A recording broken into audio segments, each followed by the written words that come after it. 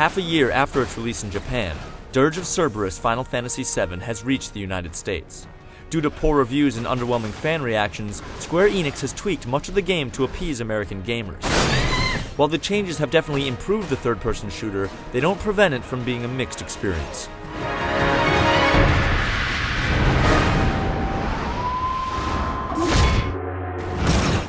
The game takes place 3 years after the events of Final Fantasy VII, and 1 year after the film Advent Children. You play as Vincent Valentine, the mysterious warrior discovered in a coffin in Final Fantasy VII, as he sets out on a journey to save the world and discover the truth about his identity. The game's plot, like every other Final Fantasy VII related game or movie, is convoluted but incredibly impressive in its scope. Not many games take the time to develop characters while making them save the world at the same time. There are also several gorgeous pre-rendered cutscenes that might as well have been deleted scenes from Advent Children. And it's great to hear all the voices from the film return to portray their characters in Dirge of Cerberus, however small their cameos may be. Time to go. Unfortunately, there are several times when the story gets in the way of the gameplay. While playing Cerberus, prepare yourself to periodically sit through in-game cinemas that may last up to 10 minutes. For an action game, that's a lot of time to ask a player to wait for the next shooting stage. What the story scenes convey is definitely interesting, it just takes them way too long to convey it.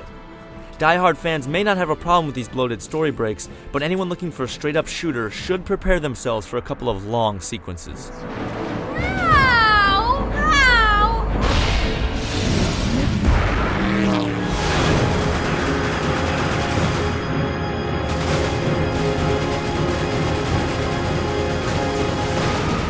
Square Enix's new additions to Cerberus' gameplay almost make it feel like an entirely different game.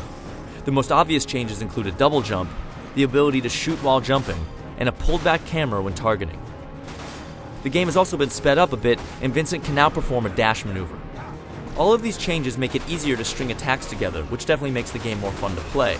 However, it feels as if these additions are an attempt to make the game more like Devil May Cry, and in the long run, if you don't design a game with that in mind from the very beginning, you're never going to match the quality of such a popular title. For example, the late addition of the double jump to the US version is great, but you still can't use it to jump to many areas, because the game just wasn't designed that way originally. One of Cerberus' positives is the customizable weapon system. As you progress through the game, you'll find new power-ups and attachments for your gun Cerberus. You can then mix and match these items with your weapons, finding the effects that best suit your style of play. Another satisfying element is that at the end of each level, you're awarded a certain number of points. You can then either use these points to level up Vincent, or exchange them for money which can allow you to upgrade your weapons or buy more ammo and health.